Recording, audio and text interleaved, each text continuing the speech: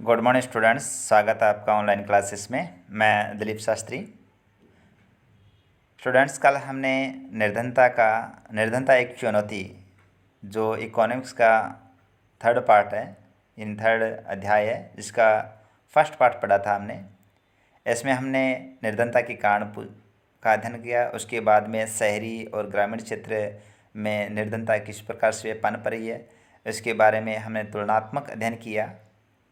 इसके साथ साथ में जो निर्धनता का मुख्य मुद्दा होता है, निर्धनता का कारण क्या होता है, उसके बारे में चर्चा की कि उसमें इसके भूमिहीनता, बेरोजगारी, परिवार का आकार, निरक्षरता और स्वास्थ्य, जो खराब स्वास्थ्य, कुपोषण का शिकार होना, बाल श्रम, असहायता, ये सारी की सारी चीज़ें हैं, इसके बारे में अध्ययन किया था। आज हम जो इसका सेकंड पार्ट पढ़ रहे हैं, उसमें हमारा पॉइंट है सामाजिक वैज्ञानिकों की दृष्टि से निर्धनता। सामाजिक वैज्ञानिकों की दृष्टि से निर्धनता क्या है, इसके बारे में चर्चा करेंगे। निर्धनता के अनेक पहलू हैं। अनेक पहलू ने हर तरीके से देखा जाए तो निर्धनता के बहुत से कारण मिल जाएंगे। सामाजिक वैज्ञानिक उससे अनेक सूचकों के माध्यम से देखते हैं। सामाजिक और वैज्ञानिक है वो क्या करते हैं कि इससे अनेक सूचकों, अनेक दृष्टिकोण से देखते हैं।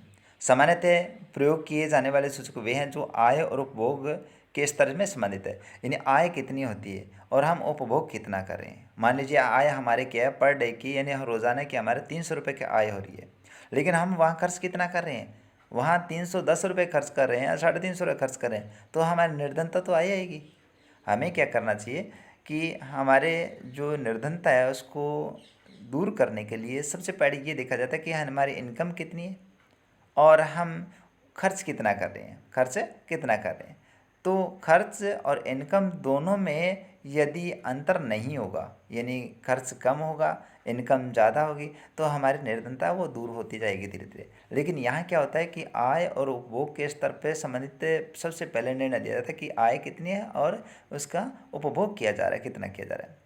लेकिन अब निर्धनता को निरक्षरता स्तर, अब भी क्या करते हैं कि उसे निरक्षरता का स्तर माना जाता है कि निरक्षर है, इस कारण से वो काम नहीं कर पाता, बेरोजगार है, ठीक है, तकनीकी जो है वो अपना नहीं पाता कार्य विशेष में, जिसके कारण से निर्धनता आ सकती है।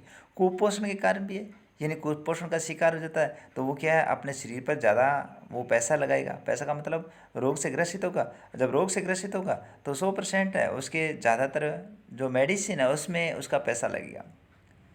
स्वास्थ्य सेवाओं की कमी, और कुछ क्षेत्र में स्वास्थ्य सेवाओं की कमी होती है, जिसके कारण से ये निर्धनता बढ़ती जा रही है। स्वास्थ्य सेवाओं की कमी का मतलब उचित स्वास्थ्य सेवाएं नहीं मिलती।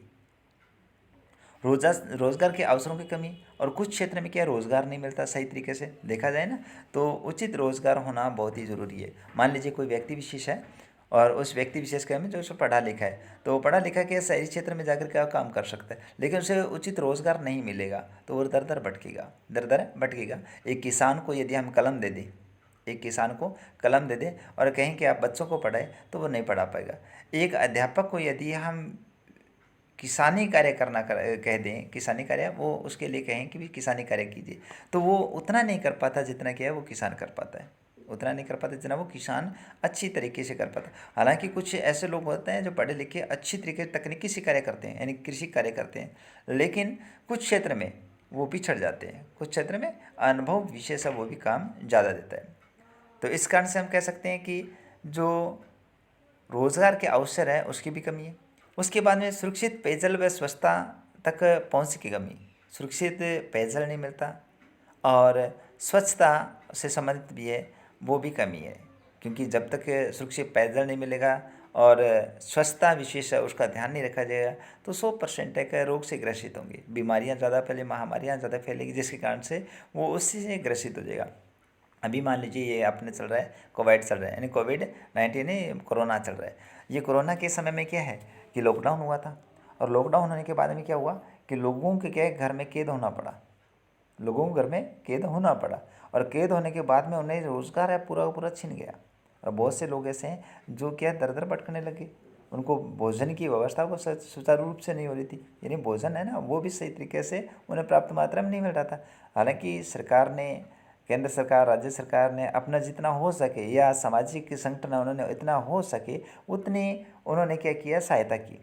उतनी सहायता की। लेकिन जो स्वच्छंद और स्वतंत्र रूप के रह करके जो कार्य कर रहे थे, स्वतंत्र और स्वच्छंद रह के जो कार्य करके और अपने आय को बढ़ा रहे थे, वैसा नहीं हो पाया। अभी भी ऐसा ही चल रहा है, बहुत सी जगह लॉकडाउन भी चल रहा है, बहुत सी जगह पाबंदियाँ भी है। और ये सारी चीज़ें क्या है कि अपने निर्धनता कह सकते हैं और अर्थव्यवस्था उसको भी डाउन करती जा रही है। तो वहाँ क्या स्वच्छता नहीं मिलेगी या पेयजल सुरक्षित पेयजल नहीं मिलेगा तो महामारी फैलेगी, और महामारी तो हमेशा किसका सूचक है? निर्धनता का ही सूचक है और आर्थिक कमजोरी का ही सूचक माना जाता है। अन्य सामाजिक सूचकों के माध्यम से भी देखा जाता है। सामाजिक अपवर्जन और असुरक्षा पर आधारित निर्धनता का विशेषण अब बहुत सामान्य होता जा रहा है। अब देखिए, सामाजिक अपवर्जन और असुरक्षा पर आधारित निर्धनता का विशेषण अब बहुत ही सामान्य होता जा रहा है। अब हम देखते हैं सामाजिक अपवर्जन क्या होता है, अपवर्जन क्या होता है। इससे संबंधित एक एग्जाम्पल आपके सामने पेश किया गया है और उसको हम बेहतरीन तरीके से समझ सकते हैं। इस अवधारणा के अनुसार निर्धनता को इस संदर्भ में देखा जाना चाहिए कि निर्धनों को बेहतर माहौल, अधिक अच्छे वातावरण में रहने वाले संपन्न लोगों की सामाजिक क्षमता में अपवर्जित रहकर केवल निकृष्ट वातावरण दूसरे निर्धनों का साथ रहना पड़े। अब देखिए, इस अवधारणा के अनुसार निर्धन लोग हैं उसे किसके साथ, जो धनाढ़ लोग हैं उनके मध्य रहने का जो माहौल बनाना चाहिए, माहौल बनाना चाहिए ताकि वो क्या उसके अंदर आराम से मिल सके, सामाजिक क्षमता में वो आराम से मिल सके और उनकी निर्धनता को भी दूर किया जा सके, निर्धनता को भी दूर किया जा सके। सामान्य अर्थ में सामाजिक अपवर्तन निर्धनता का एक कारण है। परिणाम दोनों हो सकता है। मोटे तौर पर ये है कि देखो, इसने कहा सामाजिक निर्धनता, अपवर्तन निर्धनता एक सबसे बड़ा कारण है। मान लेते कुछ तो लोग होते हैं, बड़े लोग हैं, उनके बीच में यदि गरीब लोग रहता है ना, तो वो सोचता है ये इतने धनाढ़ हैं, उनके पास इतना पैसे, तो अपने आप को हीन समझने लग जाता है, अपने आप को हीन समझने लग जाता है कि अपने पास कुछ नहीं है, हम कुछ नहीं कर सकते। और हमारे पास न होने के कारण क्या है कि ईश्वर को या अपने कह सकते हैं किसी न किसी प्रकार को दोषी ठहराता रहता है। लेकिन कुछ क्षेत्र में ऐसा भी होता है कि कुछ लोग होते हैं ना, वो मोटिवेट होते हैं, देख ये इतना वर्क कर रहा है, इतना कमा रहा है, तो क्यों ना हम कुछ ना कुछ तो कमा सकते, उसको 10% तो कमा सकते हैं, मोटिवेट भी होते हैं। तो ये दोनों कारण हो सकते हैं, या कह सकते हैं निराश भी हो सकता है और उससे प्रेरणा भी ले सकता है, दोनों कारण हो सकते हैं। मोटे तौर पर यह एक प्रक्रिया जिसके माध्यम से व्यक्ति या समय उन सुविधाओं, लाभों और अवसर से अपवर्जित रहती है, यानी उनसे वो ऐसा लाभ नहीं मिल पाता, ऐसा लाभ नहीं मिल पाता जिनका उपभोग दूसरे उनसे अधिक अच्छे तरीके से करते हैं। देखो, हर चीज़ होती है वो तरीके से होती है, चाहे अध्ययन हो, चाहे कार्य हो, कोई भी हो, कोई तरीके से होता है, अपने तकनीकी से होता है, कोई भी कार्य तकनीकी से होता है। जब तक हम उस चीज़ को सही तरीके से नहीं करेंगे तो हमें लाभ भी नहीं मिलेगा, लाभ कभी नहीं मिलेगा। हम हो सकता है कि नुकसान ज़्यादा कर ले, फ़ायदा कम हो। यदि सही तरीके से काम ना करें तो नुकसान ज़्यादा और फ़ायदा कम हो सकता है। एक मान लेते हैं कि एक पौधा लगाया, एक है पौधा लगाया और पौधे में हमने क्या है कि 100 रुपये खर्च कर दिए। हमने ये देखा कि 5 साल या 2 साल के बाद में यह फल देगा, फल देगा। यदि उसको सही तरीके से उसका पालन पोषण किया जाए पौधे को, तो हो सकता है कि वो 2 साल के बाद में हमें क्या अच्छी फसल देने लग जाए, यानी पौधा क्या फल देने लग जाए। और उसी को हम तरीके से काम न करके सिर्फ पानी डाल दिया, ठीक है, उसकी देख रेख नहीं की, तो हो सकता है वो फल के बजाय कुछ भी छाँव भी न दे, फल के बजाय छाँव भी न दे। वो इसका मतलब हो सकता है जल के नष्ट भी हो जाए, वो 100 रुपये नुकसान हो गए। तो वही बात है कि हम यदि 10 रुपये या 100 रुपये लगाते हैं तो उसका हमें डबल फ़ायदा मिलना चाहिए, डबल फ़ायदा दे, उस तरीके से कोई कार्य किया जाए ताकि निर्धनता प्लस में आर्थिक स्थिति हमारी मजबूत हो सके, आर्थिक स्थिति वो मजबूत हो सके। इसका एक विशिष्ट उदाहरण भारत में जाति व्यवस्था की कार्यशैली है। जाति व्यवस्था एक कह सकते हैं कि भारत के अंदर सबसे बड़ी महामारी भी कह सकते हैं, सबसे बड़ी कमी है एक जाति व्यवस्था। आज हर एक समाज को एक जातियों में बांट दिया है और जाति से बंद करके वो लोग क्या करते हैं कि एक दूसरे पे कटाक्ष करते हैं, एक दूसरे पे कटाक्ष करने लग गए। और वह कटाक्ष इस तरह से करने लगे कि एक जाति दूसरी जाति की सहायता न करके उसके हमेशा नुकसान पहुंचाने की कोशिश करते हैं। यानी जातियों में बंद कर लोग क्या है, एक कूप मंडूक बन गए हैं। कूप मंडूक मतलब कुएं का मंडक होता है ना, वो कुएं के अंदर बैठा होता है, तो वो जैसी आवाज़ टर टर आवाज़ करता है, वो सोचता है ये सारा कुछ संसार ये कुआ ही है, लेकिन वो बाहर अब उसने कुछ देखा ही नहीं है। लेकिन वो उसी कुएं को ही सारा कुछ से अपना संसार या समुद्र जो भी है सब कुछ वही समझता है कि इससे बड़ा कोई चीज़ हो ही नहीं सकती।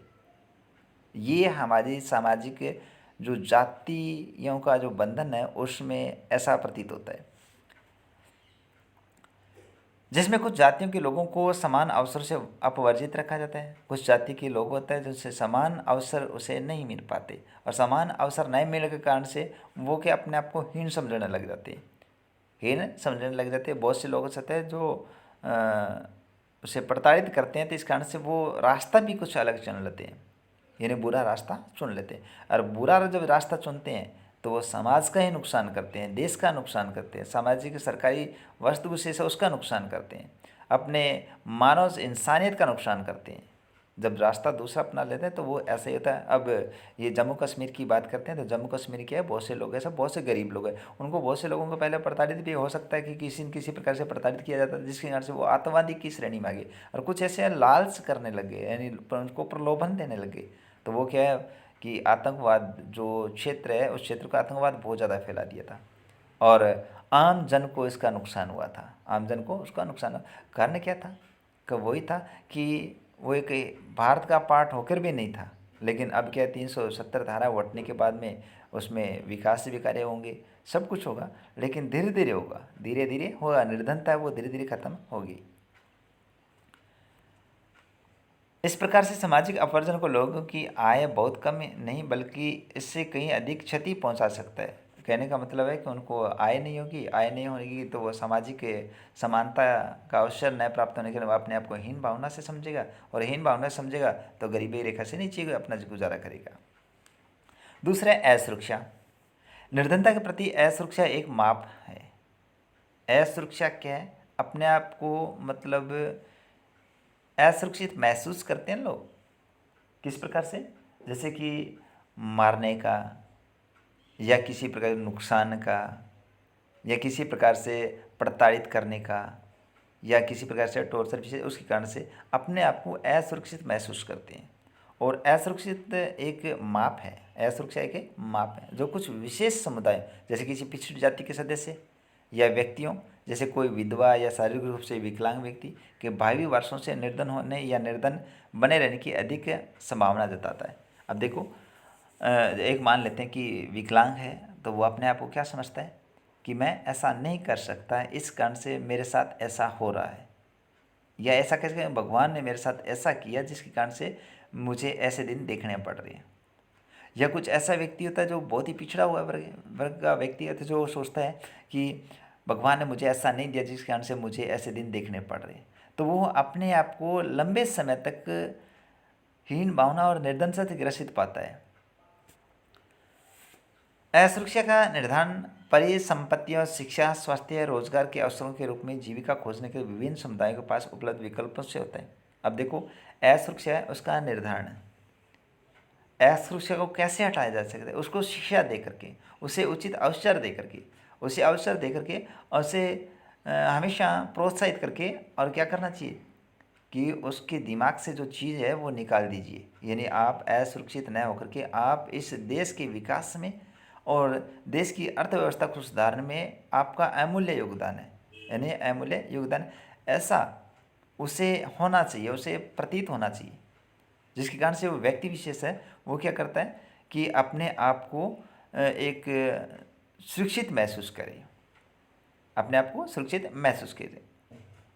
तो हम असुरक्षा का निर्धारण किसके कारण से करते हैं, या तो संपत्ति से कर सकते हैं, या शिक्षा से कर सकते हैं, या स्वास्थ्य से कर सकते हैं, या रोजगार। यदि रोजगार अच्छा मिल रहा है, स्वास्थ्य अच्छा मिल रहा है, शिक्षा अच्छी मिल रही है, संपत्ति है उसके पास में, तो वो असुरक्षित नहीं महसूस करेगा, कभी असुरक्षित महसूस नहीं करेगा, क्योंकि उसे जीविका उपार्जन के सारे आयाम खुले मिलते हैं। जीविका उपार्जन है उसके सारे आयाम खुले मिलते हैं।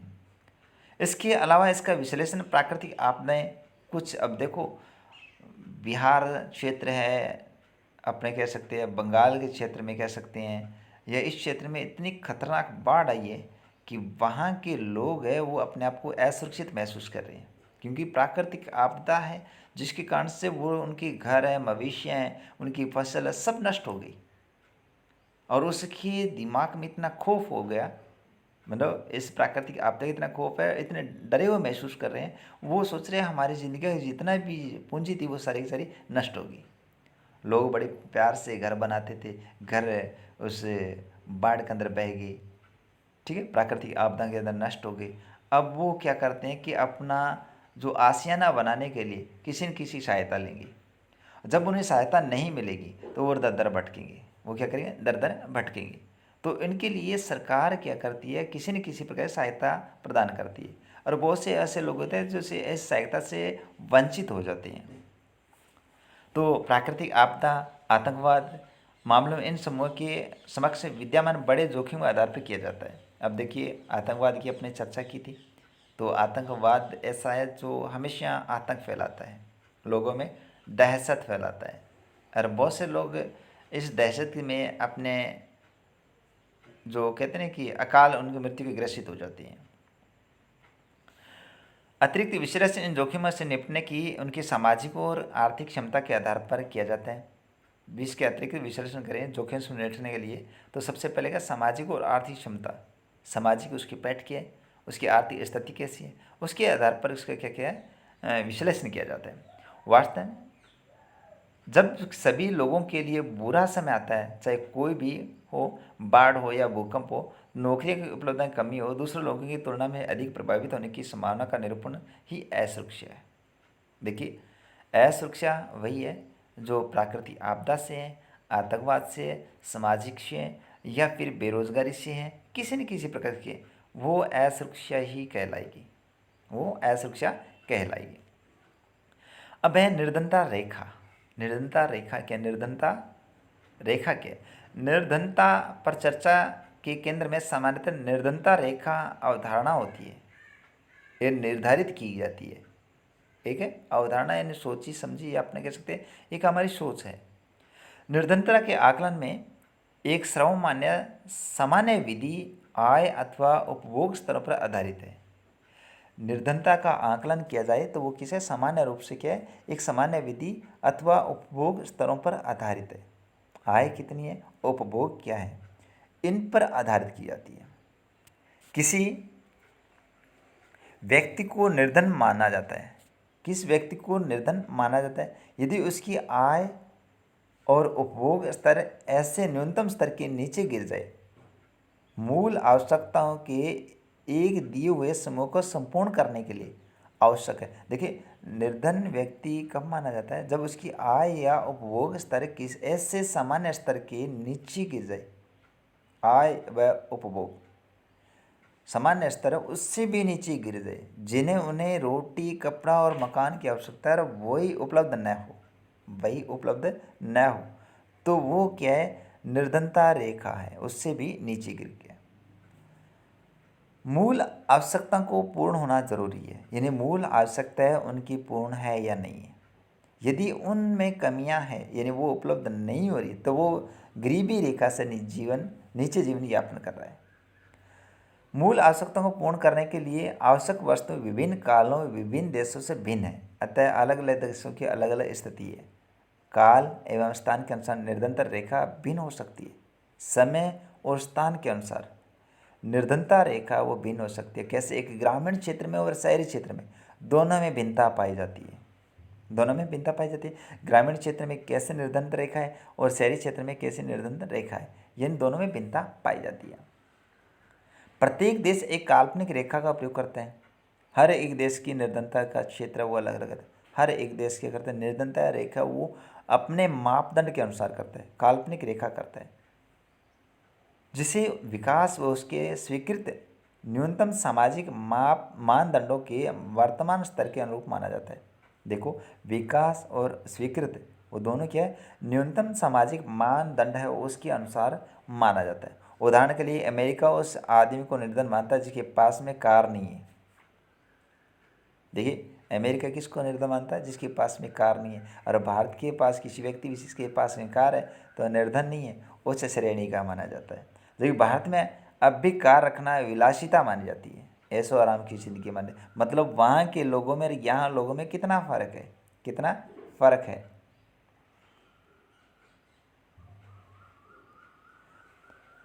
भारत में निर्धनता रेखा का निर्धारण करते समय जीवन निर्वाह के लिए खाद्य आवश्यकता, कपड़े, जूते, ईंधन, प्रकाश, शैक्षणिक, चिकित्सा संबंधित आदि आवश्यकताओं पर विचार किया जाता है। उन्हें अच्छे कपड़े हैं ही नहीं है, उनको ईंधन मिला नहीं मिला, उनको शिक्षा मिली मिली, उन्हें चिकित्सा संबंधित आवश्यकता पूरी हुई नहीं हुई, उसे रोटी यानी जो खाद्य सामग्री है उसकी व्यवस्था हुई नहीं, इनको आधार माना है। इन भौतिक मात्रा को रुपए में उसकी कीमतों से गुणा कर दिया जाता है और निर्धनता रेखा का आंकलन करते समय खाद्य आवश्यकता के लिए वर्तमान सूत्र वांछित कैलोरी आवश्यकता पर, यानी कितनी कैलोरी इस व्यक्ति को आवश्यकता है उतनी कैलोरी उसे मिल रही है या नहीं मिल रही।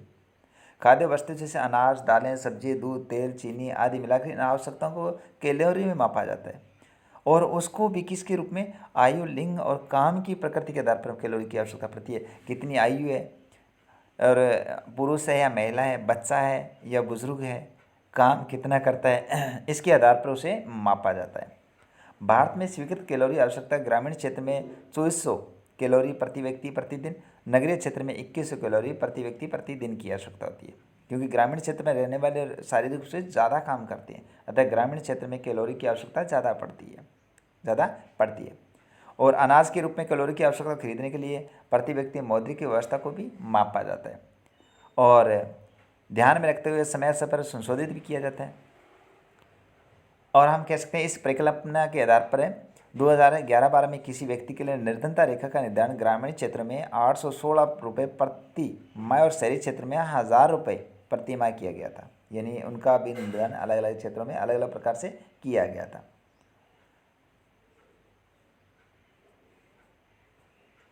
कैलोरी की आवश्यकता के बावजूद शहरी क्षेत्र है उनके लिए उचित राशि है निश्चित की गई थी, यानी उच्च राशि है वो निश्चित की गई थी, क्योंकि शहरी क्षेत्र में अनेक आवश्यक वस्तुओं की कीमतें अधिक होती है। उसी प्रकार 2011-12 में जो 5 सदस्यों का परिवार निर्धनता रेखा के नीचे होगा यदि उसकी आय लगभग 4880 रुपये हो प्रति माह हो तो।